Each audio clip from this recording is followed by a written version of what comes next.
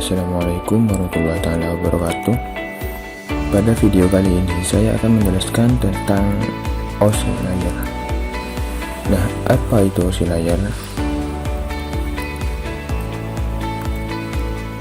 OSI layer merupakan singkatan dari Open System Interconnection.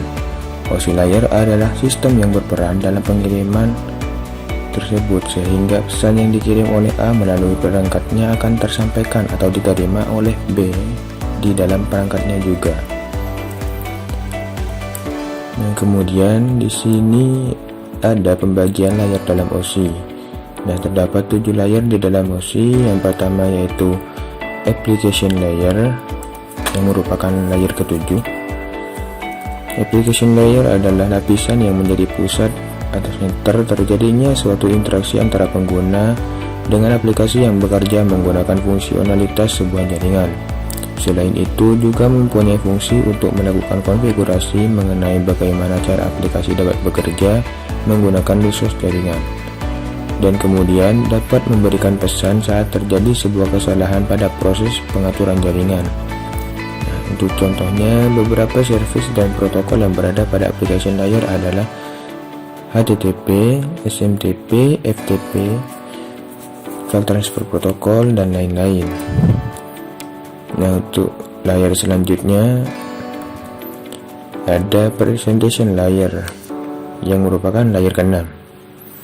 Nah, lapisan yang ke-6 adalah Presentation Layer, di mana mempunyai fungsi untuk mentranslasikan format data yang akan ditransmisikan oleh aplikasi melalui jaringan ke dalam format yang dapat ditransmisikan oleh sebuah jaringan. Pada layer ini, data juga akan terenkripsi dan deskripsi melalui sistem.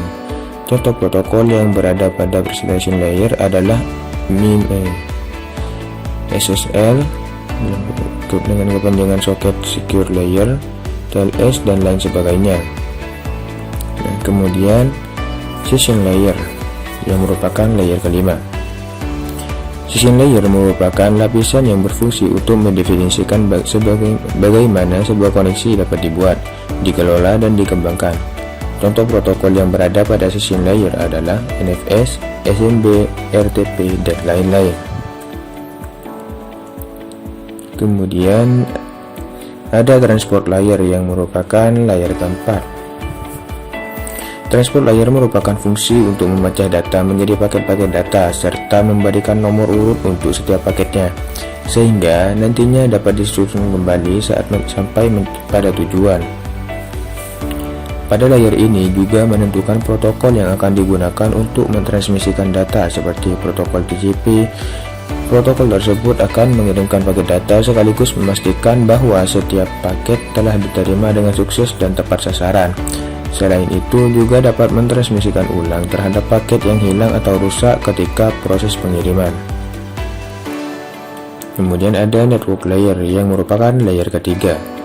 Nah, tugas dari network layer adalah membuat header untuk paket yang berisi informasi IP, Internet Protocol, baik IP pengirim atau IP tujuan data. Pada suatu kondisi, network layer juga melakukan proses routing melalui internet networking dengan menggunakan bantuan router dan switch pada layer ketiga. Nah, kemudian ada data link layer yang merupakan layer kedua.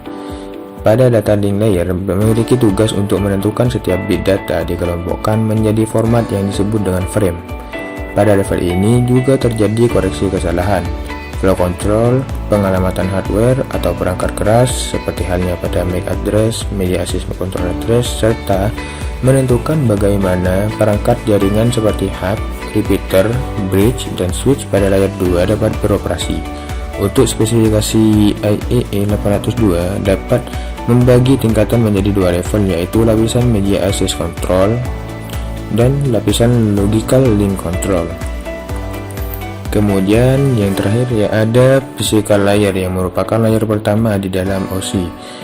Nah, dan model OSI layer terakhir dan yang paling utama adalah physical layer. Fungsinya adalah untuk mendefinisikan media transmisi jaringan, sinkronisasi bit, metode pensinyalan, serta membangun arsitektur jaringan seperti pengkabelan dan topologi jaringan.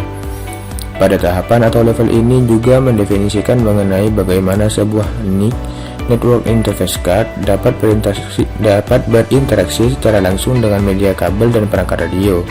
Untuk setiap pengiriman data melalui tiap layar dapat dianalogikan seperti Anda mengirim surat. Nah, ini cara kerja OSI layar.